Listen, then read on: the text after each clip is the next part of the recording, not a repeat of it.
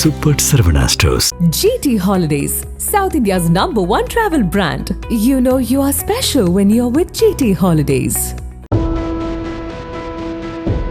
வேலூர் மாவட்டம் துரப்பாடி அடுத்த ராம்செட் நகர் பகுதியைச் சேர்ந்தவர் 19 வயது இளம்பெண்.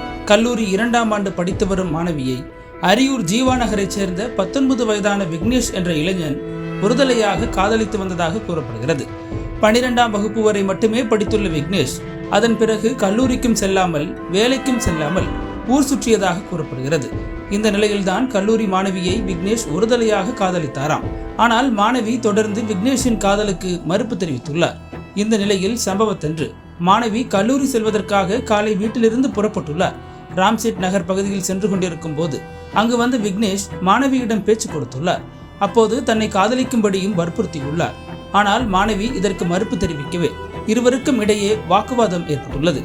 இதனால் ஆத்திரமடைந்த விக்னேஷ் தான் மறைத்து வைத்திருந்த கத்தியை எடுத்து மாணவியை தாக்கிவிட்டு அங்கிருந்து தப்பியுள்ளார். சாலையில் சரிந்து கிடந்த மாணவியை பார்த்த அக்கம்பக்கத்தினர் அவரை மீட்டு மருத்துவமனைக்கு அனுப்பி வைத்தனர். அங்கு அவருக்கு தீவிர சிகிச்சை அளிக்கப்பட்டு வருகிறது. இது குறித்து வழக்கு பதிவு செய்த பாகாயம் போலீசார் விக்னேஷை தேடி வீட்டிற்கு சென்றுள்ளனர். ஆனால் விக்னேஷ் வீட்டில் தூக்கிட்டு தனது வாழ்க்கையை முடித்து கொண்டது தெரிய வந்துள்ளது. தான் செய்த கோர சம்பவத்தால் மாணவி உயிரிழந்திருக்க கூடும் என்ற பயத்தில் வீட்டிற்கு வந்த விக்னேஷ் இந்த விபரீத முடிவை எடுத்ததாக கூறப்படுகிறது. அவரது உடலை கைப்பற்றிய போலீசார் பிரேத பரிசோதனைக்கு அனுப்பியுள்ளனர். இதுகுறித்து வழக்கு பதிவு செய்த போலீசார் விசாரணையை தீவிரமாக நடத்தி வருகின்றனர்.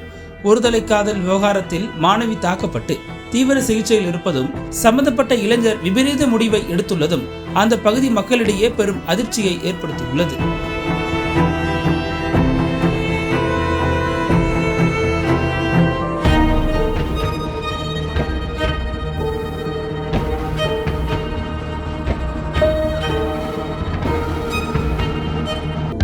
அனல் பறக்கும் செய்திகளை அப்டேட் செய்து கொள்ள நக்கீரன் களத்தை இப்பவே சப்ஸ்கிரைப் பண்ணுங்க.